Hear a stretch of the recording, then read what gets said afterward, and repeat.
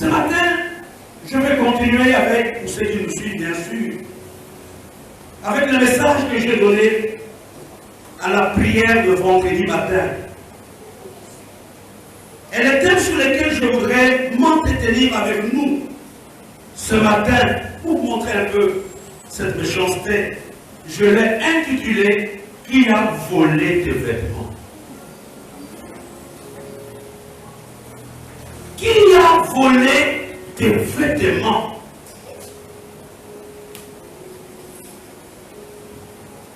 Vous savez, chaque vêtement a un langage.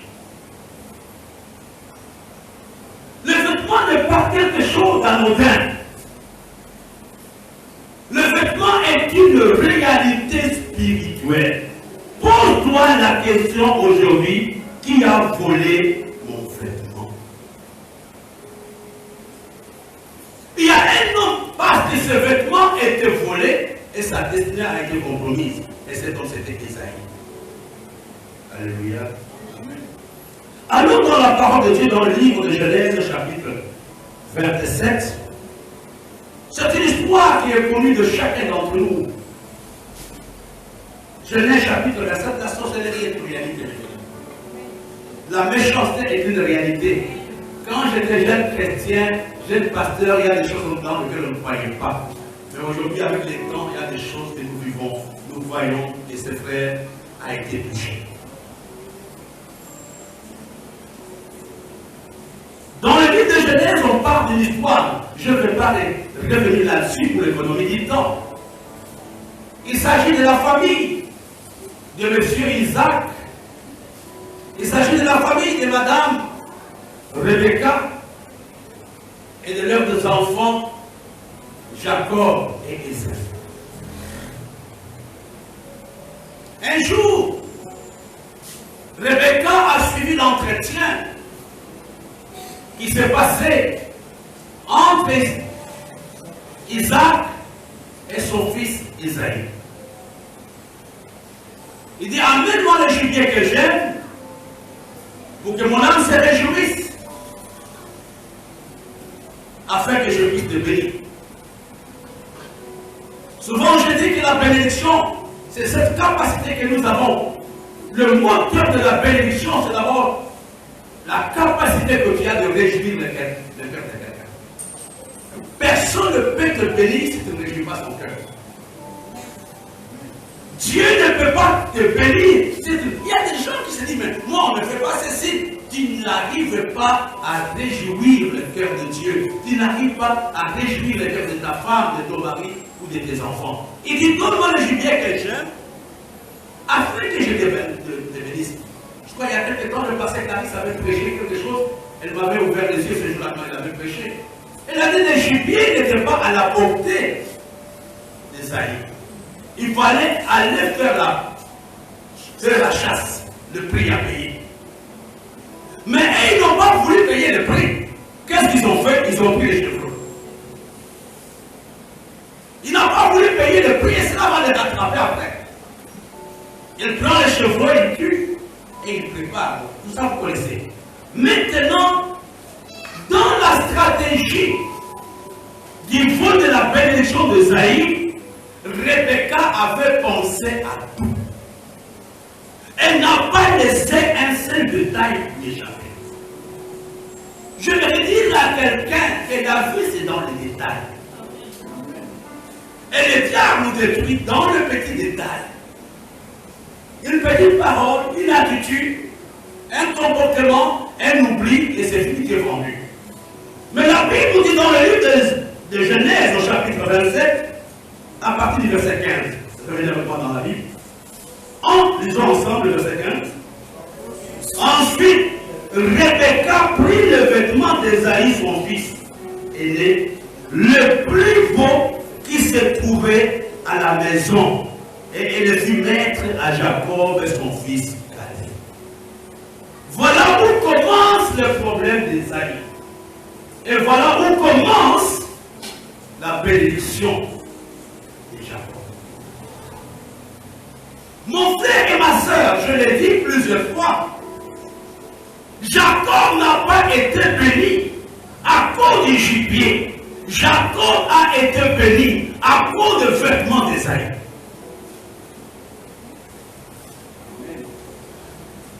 Parce que quand il arrive auprès de son papa, regardons ensemble.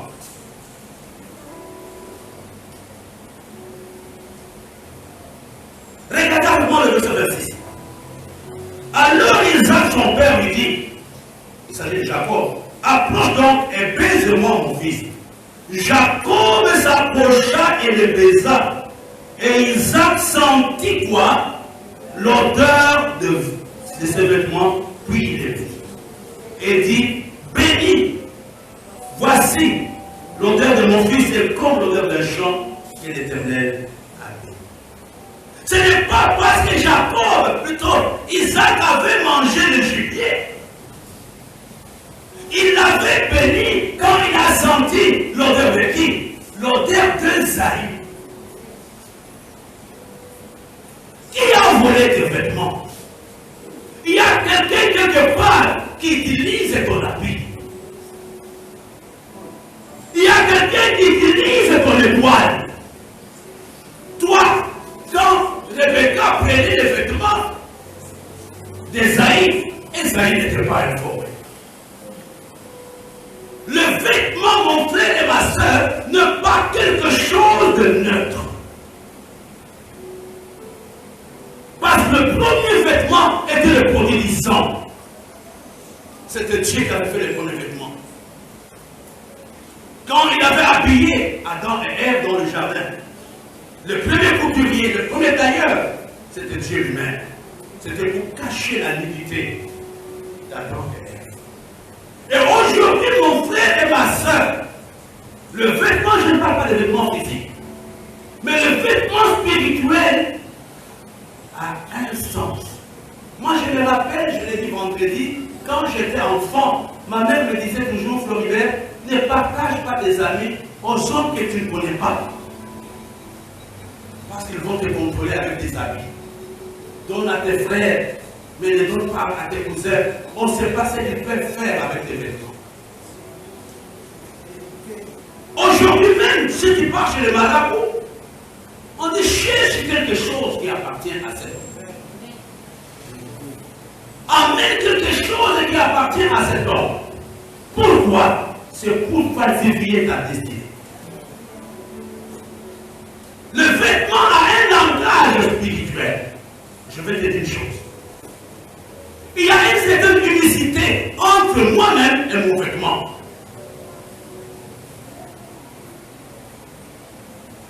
Un jour, une femme qui avait la perte de sang depuis 12 ans, qui avait vu le médecin et qui ne l'était pas, elle s'était dit à elle-même, si je pouvais quoi? Toucher seulement quoi? Son corps? Toucher seulement ses vêtements. Il y avait une puissance dans les habits de Jésus. Ce matin, j'aimerais vraiment prier pour quelqu'un, pour que le vêtement que le diable t'a volé te soit restitué ce matin. Il y a des gens qui sont dans la salle. Nous les voyons habillés, mais ils sont totalement nus. Quand tu passes quelque part, on ne te regarde pas. Parce que tu n'as pas de vêtements. Quelqu'un a pris tes vêtements. Et la destinée d'Ésaïe était plus ou moins compromise. Qui a volé ton vêtement?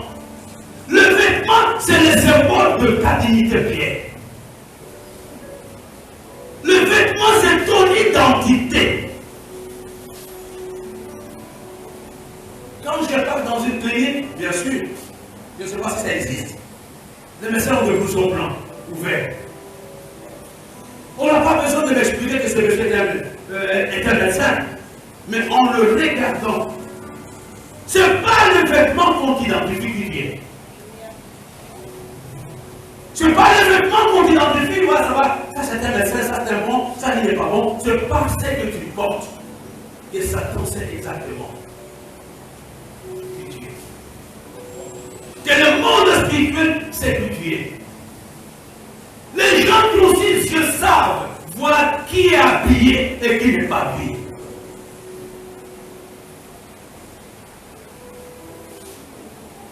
Les habits d'Ésaïe avaient déterminé la destinée de Jacob. Quelqu'un quelque part travaille avec ton nom pasteur Eddie. Quelqu'un quelque part utilise ton visage. Mais toi, tu deviens un objet, ton nom vide. C'est toi qui travailles avec lesquels, mais ceux qui se réjouissent sont ailleurs.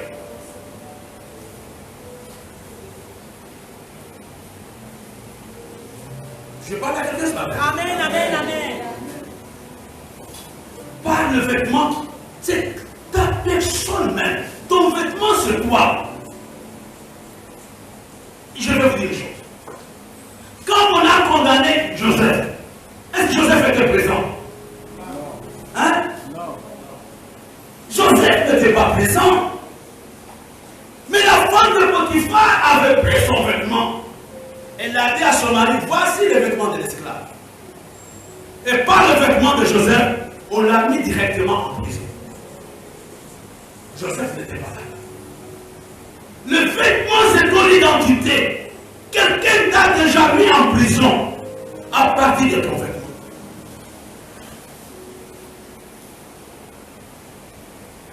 Joseph ne pouvait même pas se justifier. On a regardé, on a dit dans ces vêtements-là. Mettez M. Joseph en prison. Je parle à quelqu'un. Récupère le vêtement que les sorciers t'ont arraché. Tu es déjà déshabillé, tu es nu. Pour que le miracle arrive dans la vie de Bartimée, qu'est-ce qu'il avait fait? Il s'était débarrassé du vêtement qu'il avait. Parce qu'il y a des gens, même au milieu de nous, même ceux qui me suivent, qui ont le vêtement du diable dans leur vie. Toi, tu penses que tu as une très belle veste, tu as un beau costume, une belle robe, mais quand tu passes, on voit en toi un esclave. On voit en toi, tu as un habit. Quand les gens te regardent, ils n'ont même pas envie de t'aider. Tu les répines même à la limite. Ce matin, jette le vêtement que le diable a mis sur ta vie au nom de Jésus. Tu vas les jeter. Bartimée s'était détaché de ses vêtements avant que Jésus ne puisse les retirer. Je n'ai pas la prédication que je vous donne, je n'ai pas vu ça sur Internet, je n'ai pas vu ça dans un livre quelconque. Ce sont des choses que Dieu m'enseigne.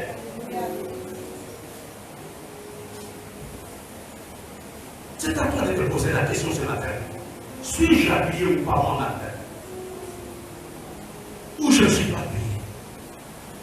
Ou même si je suis habillé, quel est l'habit que je porte? Est-ce que c'est un habit qui m'attire la gloire ou un habit qui m'attire la honte?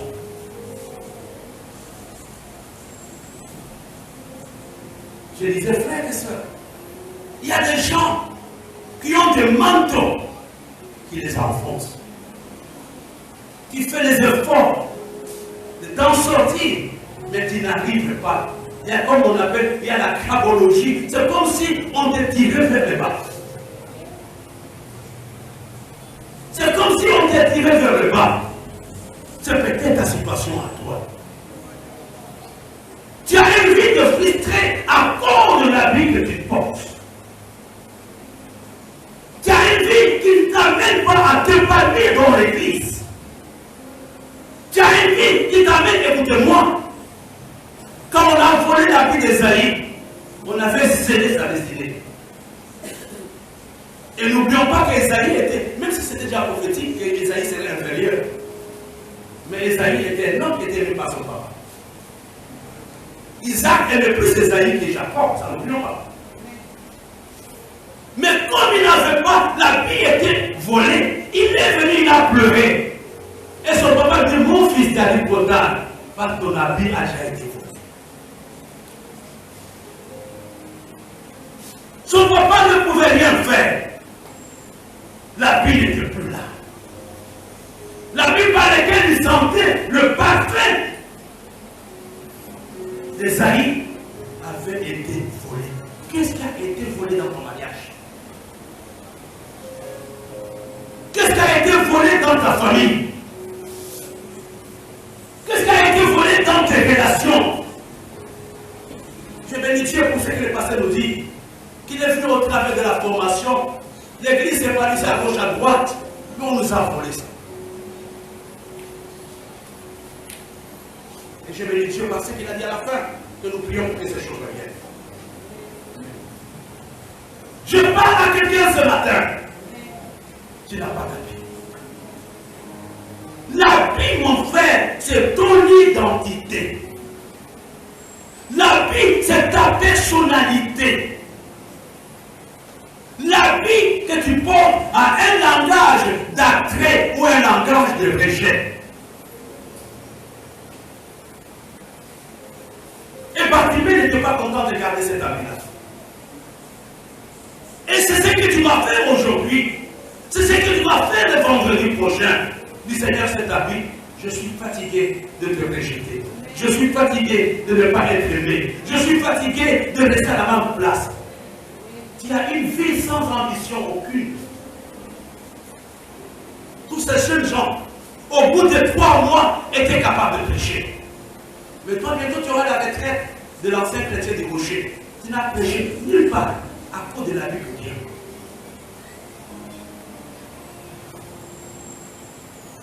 Est-ce que je parle à quelqu'un ce matin? La vie, c'est ton identité. C'est ta personnalité.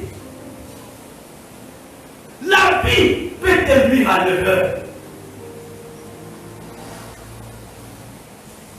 Judas a eu des rapports intimes avec sa belle-fille à cause des habits que sa belle-fille avait. La vie peut te créer la confusion. Quand Judas a vu, comment elle s'appelle cette femme-là? Tamar, elle pensait que c'était une prostituée à cause de sa façon de s'habiller. Et dans le monde invisible, c'est ça. Il y a des habits que nous voyons, il y a des voiles qui sont sur la vie des gens, qui nous attirent le malheur, qui nous attirent la malédiction, qui nous attirent le rejet, qui nous attirent le retard. Quand tu as un habit, quelqu'un, frère, si nous sommes ici à l'église avec des manteaux de rejet, quel chrétien peut te donner 100 000 francs? Il peut avoir 100 000 francs en poche, mais il est incapable de te les donner à cause de la vie que tu as.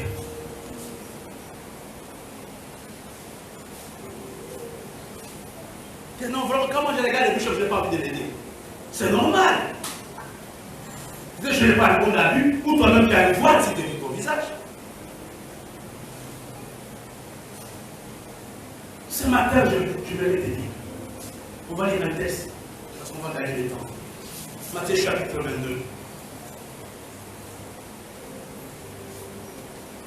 Qui a volé ton habit?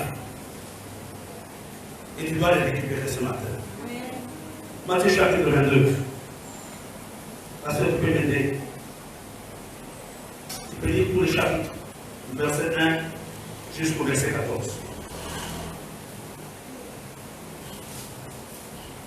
Jésus, prenant la parole, leur parla de nouveau en parabole et il dit: Le royaume des cieux est semblable à un roi qui fit des noces pour son fils. Il envoya ses serviteurs appeler ceux qui étaient invités aux noces. Mais ils ne voulurent pas venir. Il envoya encore d'autres serviteurs en disant: Dites aux conviés, voici j'ai préparé mon festin, mes bœufs et mes bêtes de grâce sont tués, tout est prêt, venez aux noces.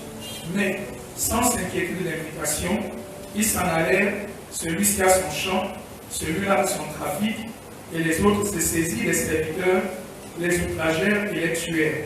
Le roi fut irrité, il envoya ses troupes, fit périr ses meurtriers et brûla leur ville. Alors il dit à ses serviteurs: Les noces sont prêtes, mais les conviés n'en étaient pas dignes. Allez donc dans les carrefours et appelez aux noces tous ceux que vous trouverez.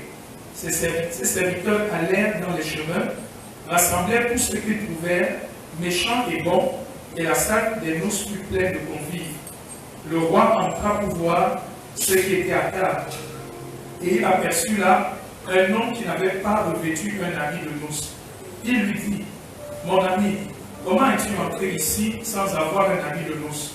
Cet homme eut la bouche fermée. Monsieur pasteur, regardez, l'invitation était pour tout le monde. L'invitation à ces noces était pour tout le monde. Mais la seule condition pour rester dans les noces, c'était le vêtement.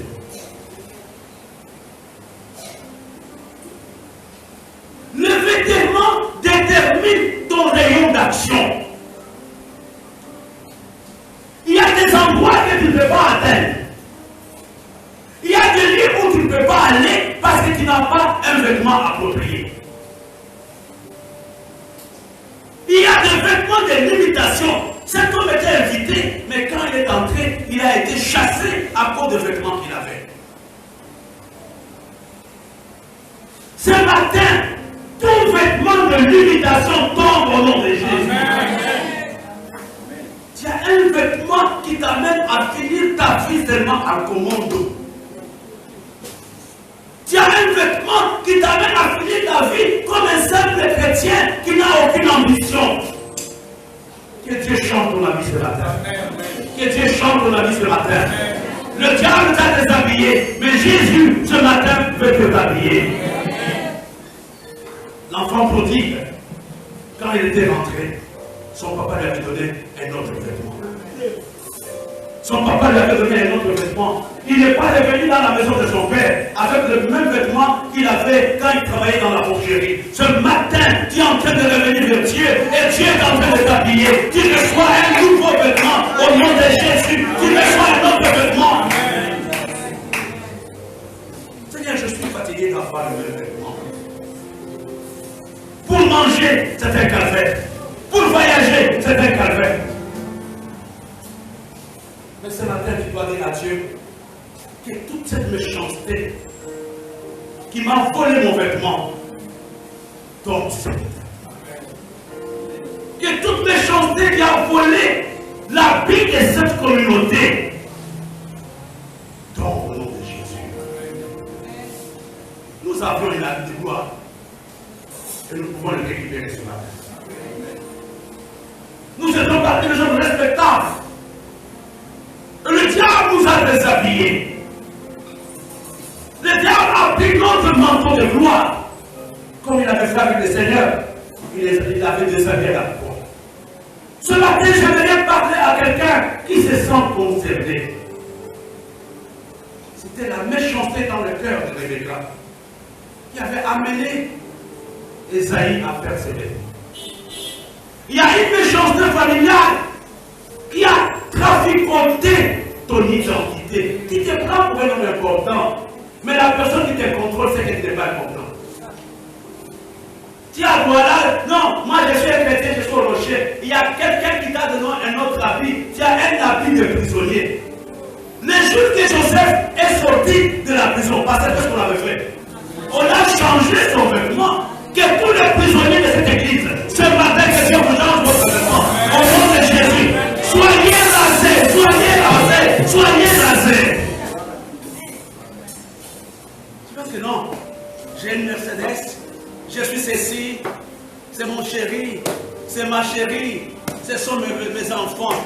Non, esclaves, prisonniers, tu as un habit qu'elle a mis sur ta vie.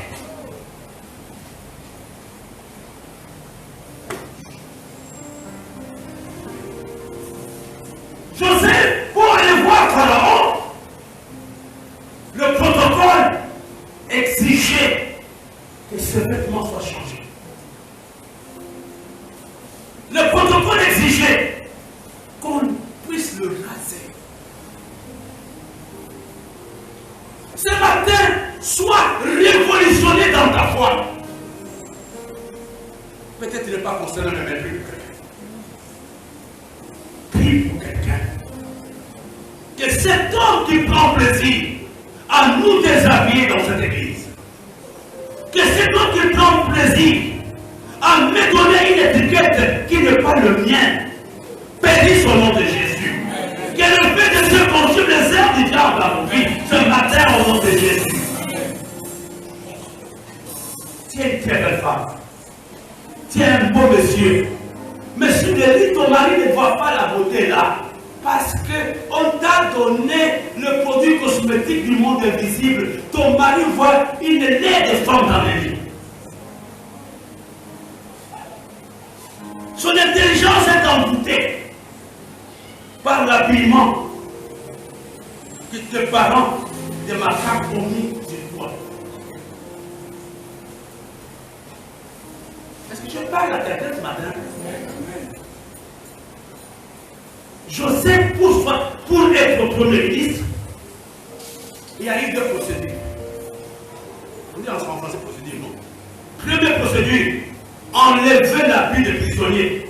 Et deuxième procédure, avoir la vie de l'âme.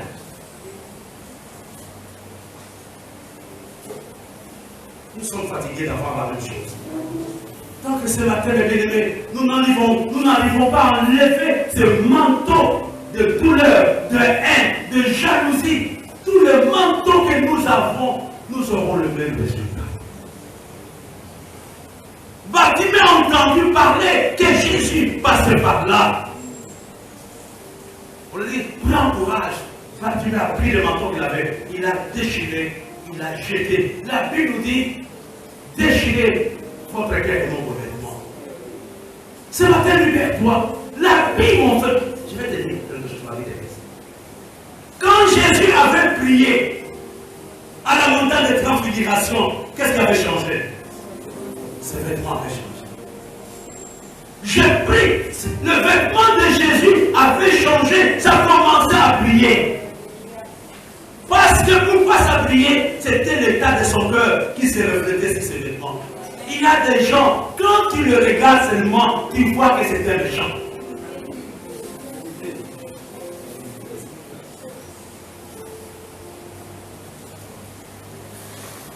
Ce matin, je prie pour la transformation de notre cœur. Que le même miracle que le Seigneur avait eu sur la montagne de transfiguration soit notre miracle ce matin. Que nos vêtements rayonnent, que nos vêtements redeviennent blancs, que nous soyons des frères et sœurs. Quand nous nous regardons, que nous ne puissions pas rugir, quand nous nous regardons, que nous puissions avoir un sourire, que c'est mon frère, c'est mon père, je l'aime.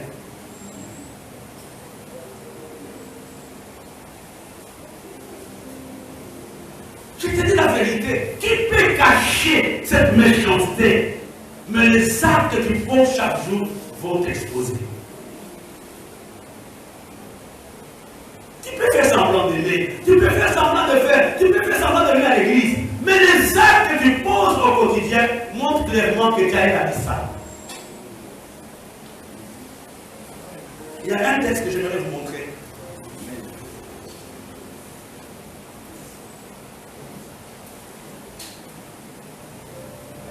C'est dans l'Ecclésiaste, chapitre 9, je pense, je vais chercher ça. Que vos vêtements, c'est quel verset? Voilà, verset 8. Passez les tu peux m'aider, que chacun trouve ça. Ecclésiaste, chapitre 9, verset 8.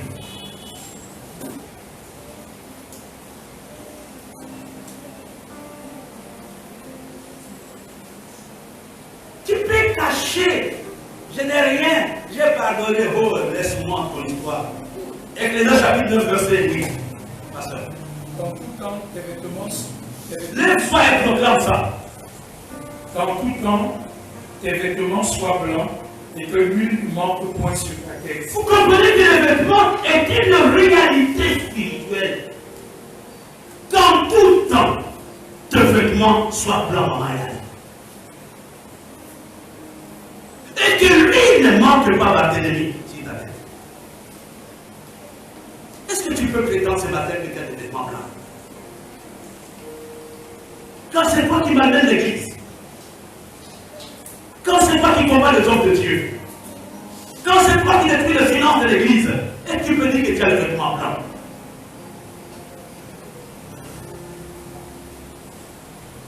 Quand tout temps,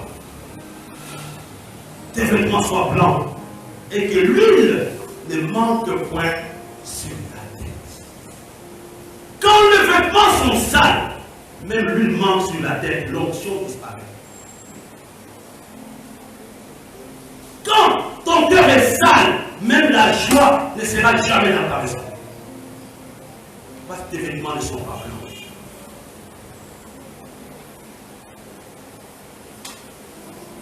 Je vous dis ce matin, frère, c'est quelque chose que le Seigneur m'a interpellé. Pourquoi vous accusez des autres qui ne vous ont rien fait? Vous pensez que votre malheur, c'est à cause du rocher. Votre problème, c'est le bishop qui n'a pas fait ça. Je te demande d'arrêter de citer mon nom.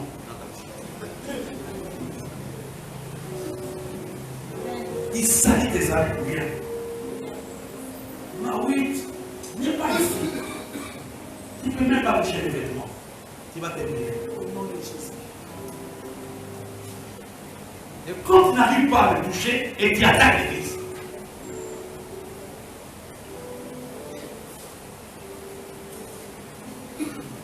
Ce matin, j'aimerais parler vraiment à notre cœur. Seigneur, nous voulons des vêtements. Et que lui ne manque pas. Que lui ne manque pas. Je n'ai pas beaucoup de temps. On va d'abord se lever, frères et sœurs.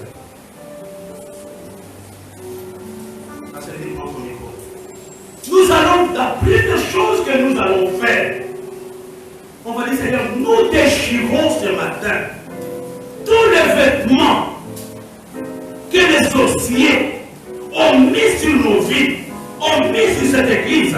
Au nom de Jésus, prions ensemble. Levez-vous s'il vous plaît, si vous le pouvez. Prions ensemble ce matin. Que tous les vêtements que nous avons, qui ne sont pas les vêtements de Dieu,